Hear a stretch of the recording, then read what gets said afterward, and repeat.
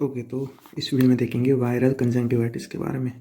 ये कंजंक्टिवाइटिस कौन कौन से वायरस करते हैं और उनके स्पेसिफिक क्लिनिकल फीचर्स, डायग्नोसिस और ट्रीटमेंट क्या होगी। तो सबसे पहला वायरस है which causes viral conjunctivitis is adenovirus. Okay, adenovirus. अब एडिनोवायरस के भी अलग अलग टाइप्स ऑफ कंजंक्टिवाइटिस है, ठीक है, डिफरेंट टाइप्स ऑफ कंजंक्टिवाइटिस। उसमें सबसे पहला जो मोस्ट इम्पोर्टेंट है वो है एपिडेमिक केराटोकंजंक्टिवाइटिस। एपिडेमिक केराटोकंजंक्टिवाइटिस, ठीक है, नाम में ही है केराटिक कंजंक्टिवाइटिस। केराटिक मतलब कॉर्निया इन्वॉल्वमेंट होगा अलॉन्ग विथ कंजंक्टिवाइटिस। तो वायरल कंजंक्टिवाइटिस का हमने क्लासिफिकेशन देखा था, उसमें जो इन्फ्लेमेटरी रिएक्शन था वो कौन सा था, follicular. Okay, white follicles present होंगे और दूसरा डिस्चार्ज कौन सा था, वाटरी डिस्चार्ज। ये हर टाइप ऑफ वायरल कंजंक्टिवाइटिस में कॉमन होगा, फॉलिकल फॉर्मेशन और वाटरी डिस्चार्ज। अब स्पेसिफिकली एपिडेमिक केराटोकंजंक्टिवाइटिस की बात करें तो इसमें केराटिक इन्वॉल्वमेंट भी होगा अलॉन्ग विथ कंजंक्टिवाइटिस। तो केराटिक इन्वॉल्वमेंट होगा तो कौन सी पैथोलॉजी होगी इन द कॉर्निया, तो वो होगी सुपरफिशियल पंक्टेट केराटाइटिस। ये सुपरफिशियल पंक्टेट केराटाइटिस ये होगी कॉर्नियल इन्वॉल्वमेंट में और along with conjunctivitis which will have follicular reaction plus water discharge. अब इसका नाम एपिडेमिक क्यों है, क्योंकि ये एपिडेमिक रीजन्स होते हैं जो जहाँ पे ये स्पेसिफिकली मोस्ट कॉमनली स्प्रेड होता है, उसकी वजह से इसको एपिडेमिक नाम दिया, epidemic keratoconjunctivitis is caused by adenovirus. अब इटियोलॉजी देखते हैं तो इटियोलॉजी तो कॉज इसका स्पेसिफिक ही है, पता ही एडिनोवायरस। लेकिन एडिनोवायरस का कौन सा सीरोटाइप, तो एडिनोवायरस का सीरोटाइप 8, 19 और 37, ये तीन serotypes they cause epidemic keratoconjunctivitis. Epidemic 8, 9, 37 सीरोटाइप्स।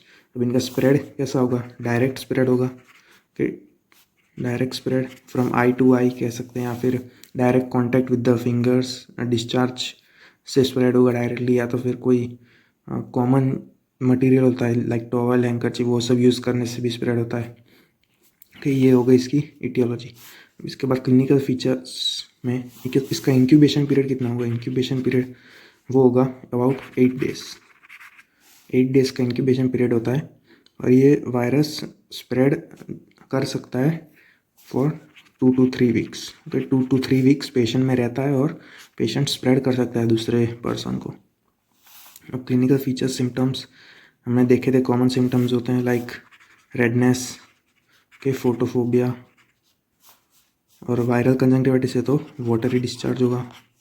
उसके बाद फॉरेन बॉडी सेंसेशन,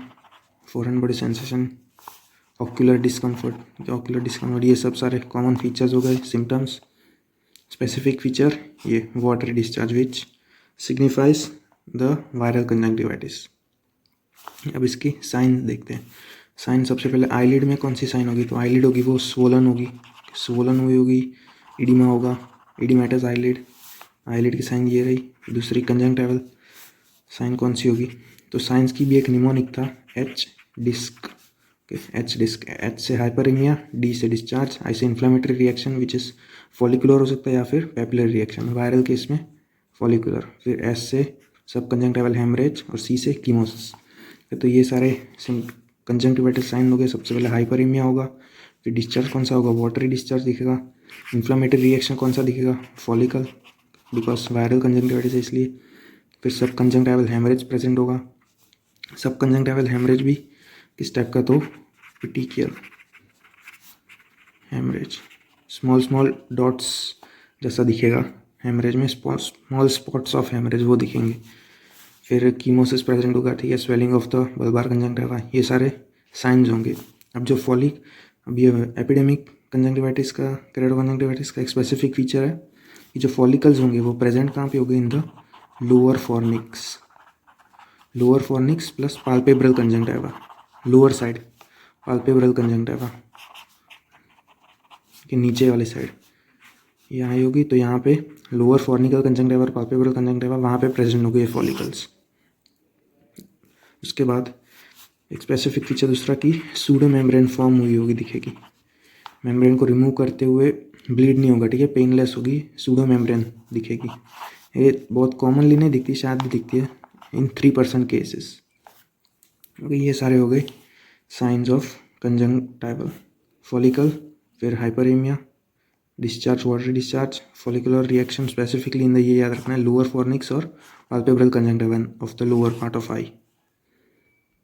फिर सब conjunctival haemorrhage typically petechial type of haemorrhage और एंड में कीमोसिस। अब ईकेसी में शॉर्ट में इसको ईकेसी बोलते हैं कि ईकेसी में कैरेटिक इन्वॉल्वमेंट भी होगा। तो कैरेटिक में कौन सी पैथोलॉजी थी, हमने एक तो देख ली, superficial punctate keratitis. Punctate keratitis ऐसे स्मॉल डॉट्स होंगे on the cornea which will be suggestive of punctate keratitis, superficial layer में होंगे, hence it is known as superficial punctate keratitis. फिर they will be accompanied by cellular infiltration हुआ होगा on the subepithelial layer, subepithelial infiltrates। ये सारी pathology होगी on the cornea. Along with ये सबके साथ दूसरी होगी वो pre auricular lymph adenopathy. Pre auricular lymph adenopathy भी प्रेजेंट होगी। ये हो गए पूरे क्लिनिकल फीचर्स, सिम्टम्स और साइन। अब देखते हैं इसका डायग्नोसिस कैसे करते हैं।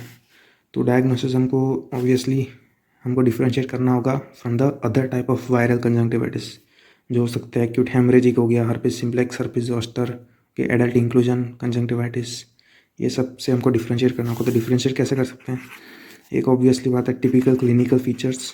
जो टिपिकल क्लिनिकल फीचर्स थे इस केस में कौन से थे, follicles in the lower part of the I, lower fornix और पाल्पेब्रल कंजंक्टिवा। दूसरा था पंक्टेट केराटाइटिस प्लस सब एपिथेलियल इन्फिल्ट्रेट, ये सब होगा टिपिकल क्लिनिकल फीचर्स। दूसरा है कंजंक्टिवल साइटोलॉजी।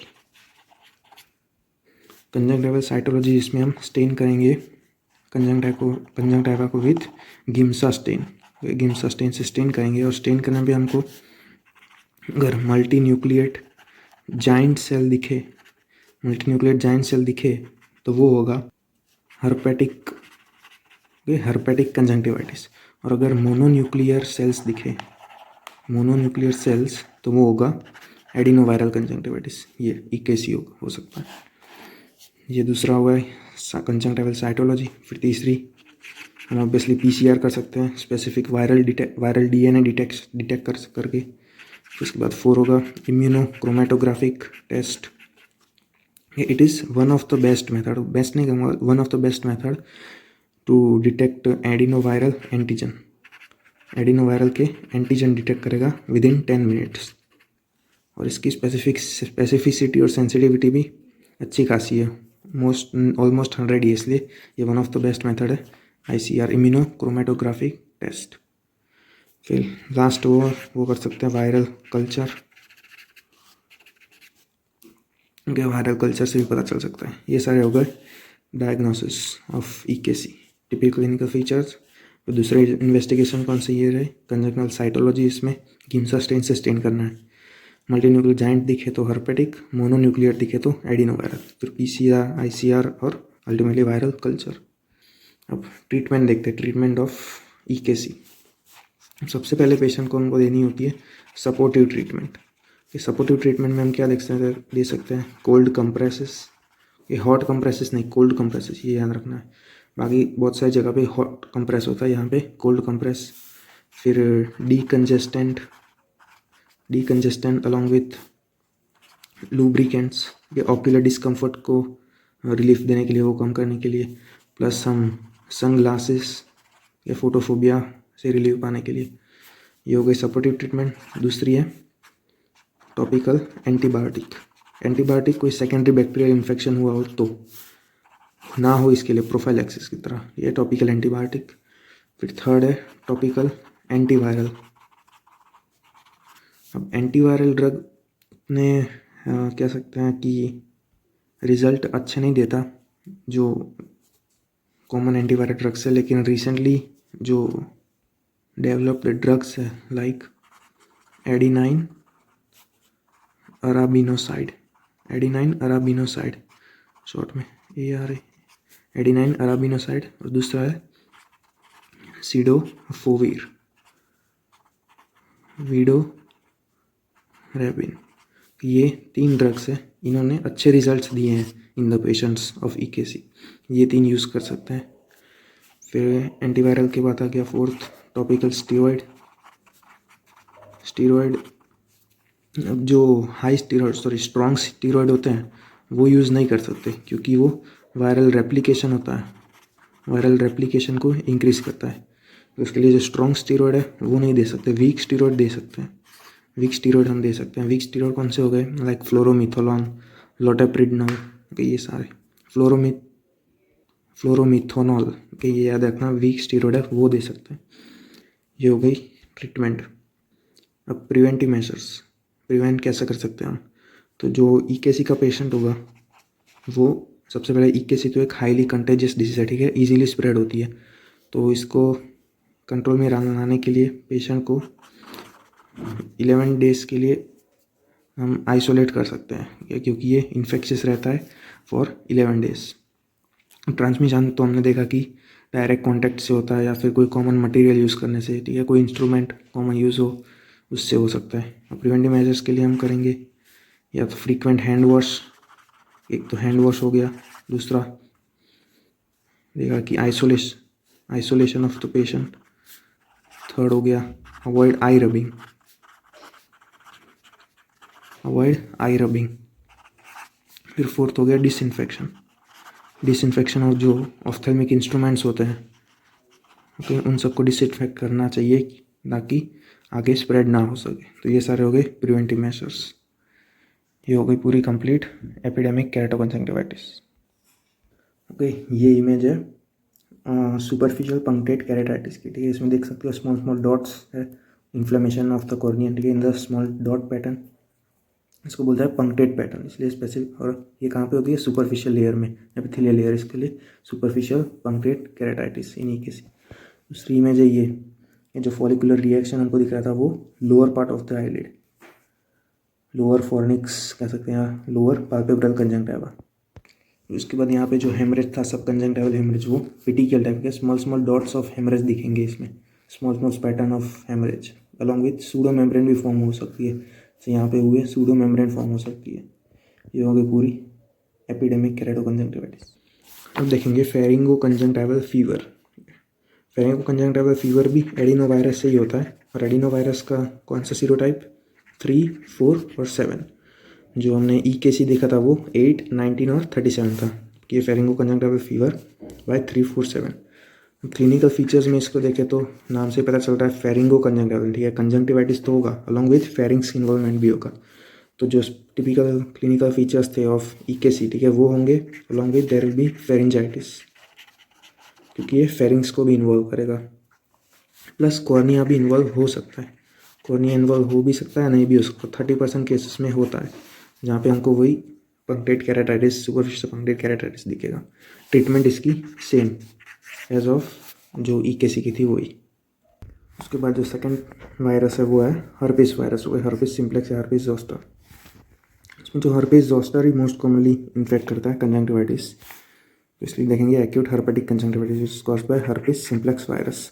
अब जो हर्पिस सिम्प्लेक्स वायरस, वो 2 सीरोटाइप है, हर्पिस सिम्प्लेक्स वायरस 1 और 2। उसमें से जो 1 स्प्रेड होगा वो ओरल रूट से होगा, और जो 2 का स्प्रेड होगा वो जेनाइटल ट्रांसमिशन। ये सपोज हमारी बॉडी है, तो ये ऊपर वो upper part of the body वो HSV1, और जो नीचे वाला पार्ट है वो HSV2, genital transmission in the 2 और ओरल ट्रांसमिशन इन 1।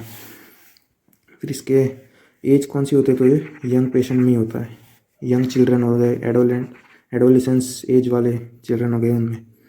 फिर क्लिनिकल फीचर्स इसके 2 टाइप में हो सकते हैं, एक टिपिकल, दूसरा एटिपिकल। टिपिकल फीचर्स में क्या होगा, जो स्पेसिफिक फॉलिकुलर कंजंक्टिवाइटिस के फीचर होते हैं, viral conjunctivitis, follicle, watery discharge हो गई, वो सब प्रेजेंट होंगे typical clinical features. Along with their will B lesions in face और आईलिड्स, ठीक है, दूसरे parts of the face, eyelid, दूसरे पार्ट्स में लीजन्स होंगे, तो वो होगा टिपिकल क्लिनिकल फीचर्स। और एटिपिकल क्लिनिकल फीचर्स में सिर्फ जो टिपिकल फीचर्स होते हैं ऑफ वायरल कंजंक्टिवाइटिस, ठीक है, जो फॉलिकल, वाटर डिस्चार्ज, हाइपरेमिया, हेमरेज, वो सब भी होंगे। ये जो लीजन्स है in other parts like face और आईलिड, वो सब एब्सेंट होंगे। जो एटिपिकल है वो इट रिजेंबल्स EKC, क्योंकि EKC में भी फेस और आईलिड में लीजन नहीं होते थे और एटिपिकल में भी नहीं होते, तो इट रिजेंबल्स EKC, जिसको हम डिफ्रेंशिएट कैसे कर सकते हैं बोला था, साइटोलॉजी इसमें गिम्जा स्टेन से स्टेन करते हैं, और अगर मल्टी न्यूक्लियर जाइंट सेल आए तो हर्पेटिक कंजंक्टिविटिस, और मोनोन्यूक्लियर सेल्स आए तो इट सजेस्ट एडिनोवायरल, ओके, EKC हो सकता है, ऐसे डिफ्रेंशिएट करता है। फिर इसकी दूसरा कॉर्नियल इन्वॉल्वमेंट भी हो सकता है, जिसमें या तो फिर हो सकता है डेंड्राइटिक टाइप ऑफ केराटाइटिस, जिसमें कॉर्निया के ऊपर इन्फ्लेमेशन होगा, वो in the form of dendrites होगा, जैसे ब्रांचेस हो गई, इस टाइप का इन्फ्लेमेशन होगा। या तो फिर हो सकता है कोर्स केराटाइटिस, जिसमें थोड़े बड़े बड़े डॉट्स होंगे। ये 2 टाइप का केराटाइटिस हो सकता है। फिर कॉर्निया इन्वॉल्व हो गया, ये हो भी सकता है और नहीं भी हो सकता है, तो वह रेयरली इन्वॉल्व होता है। फिर दूसरा हो गया प्री ऑरिकुलर लिम्फेडिनोपैथी। ये हो गए क्लिनिकल फीचर्स। अब ट्रीटमेंट इसकी वही antiviral drugs, topical antiviral drugs along with supportive treatment जो हमने देखी थी, like decongestant, lubricants, cold compressors, वो सब। ये हो गई पूरा एक्यूट हर्पेटिक कंजंक्टिवाइटिस। अब देखते हैं acute haemorrhagic conjunctivitis. Okay, haemorrhagic conjunctivitis नाम में हेमरेज है, इसका मतलब मल्टीपल कंजंक्टिवल हेमरेज होगा, specifically most commonly in the bulbar conjunctiva. Multiple haemorrhage होगा along with hyperaemia plus follicular reaction, follicle formation होगा, क्योंकि वायरल कंजंक्टिवाइटिस है इसलिए। अब इसके दूसरे नाम कौन से हैं? It is also known as, एक तो है epidemic haemorrhagic conjunctivitis, okay, epidemic haemorrhagic conjunctivitis, short में कहते हैं EHC। अब एपिडेमिक हेमरेजिक कंजंक्टिवाइटिस इसलिए क्योंकि ये स्पेसिफिक रीजन्स में इन्वॉल्व होता है, ठीक है, जैसे एडिनोवायरल कंजंक्टिवाइटिस था, EKC एपिडेमिक केराटो कंजंक्टिवाइटिस। जो EHC होता है वो किसकी वजह से होता है, इसकी इटियोलॉजी कौन सी होगी, तो वो होगी पिकोरना वायरस का स्पेसिफिक सीरोटाइप बोलो तो एंटेरोवायरस सीरोटाइप 70, ये एंटेरोवायरस टाइप 70, इसका specific viral cause picornavirus. EHC वो बाय पिकोरना वायरस, जो EKC था एपिडेमिक केराटो कंजंक्टिवाइटिस, वो बाय एडिनोवायरस टाइप 8, 19 और 37। और एक नाम हो गया इसका EHC और दूसरा नाम है इसका अपोलो कंजंक्टिवाइटिस। अपोलो इसलिए क्योंकि जब अपोलो स्पेस मिशन लॉन्च हुआ था उस टाइम पे इसका एक आउटबर्स्ट हुआ था, ये ज़्यादा स्प्रेड हुआ था उस टाइम, इसलिए अपोलो कंजंक्टिवाइटिस। तो ये हो गए उसके 2 नाम, EHC और अपोलो कंजंक्टिवाइटिस। उसके बाद इसका क्लिनिकल फीचर्स देखें तो एक इंक्यूबेशन पीरियड देखें तो वो बहुत ही शॉर्ट होता है, लाइक 1 to 2 days है, short incubation period from 1 to 2 days। फिर सिम्टम्स देखें तो वो टिपिकल जनरल पेन हो गया, फोटोफोबिया, लैक्रिमेशन भी होता है, blurring of the vision, swelling of the eyelid, ये सारे सिम्टम्स हो गए। प्लस और टिपिकल साइन कौन सी होगी, तो वो होगी देखा कंजंक्टिवल हेमरेज दिखेगा, जो मेजरली स्प्रेड हुआ होगा वो in bulbar conjunctiva. Plus there will be follicle formation along with chemosis, ये सारे टिपिकल साइंस होंगे। जो इम्पोर्टेंट है वो है कंजंक्टिवल हेमरेज इन बल्बार कंजंक्टिवा मोस्ट कॉमनली। फिर होगा प्री ऑरिकुलर लिम्फेडिनोपैथी, ये प्रेजेंट है almost in all type of viral conjunctivitis. ये हो गए इसके साइंस और सिम्टम्स। अब अगर ट्रीटमेंट बोलूँ, ट्रीटमेंट इसकी कोई स्पेसिफिक ट्रीटमेंट है नहीं, ये वैसे ही सेल्फ लिमिटिंग हो जाती है, अपने आप ही रिजॉल्व हो जाता है विद इन 7 days। इसका कोई स्पेसिफिक ट्रीटमेंट है नहीं, लेकिन अगर प्रोफाइलेक्टिक मेजर या सपोर्टिव ट्रीटमेंट देनी हो तो एंटीबैक्टीरियल दे सकते हैं, प्रिवेंट सेकेंडरी बैक्टीरियल इन्फेक्शन।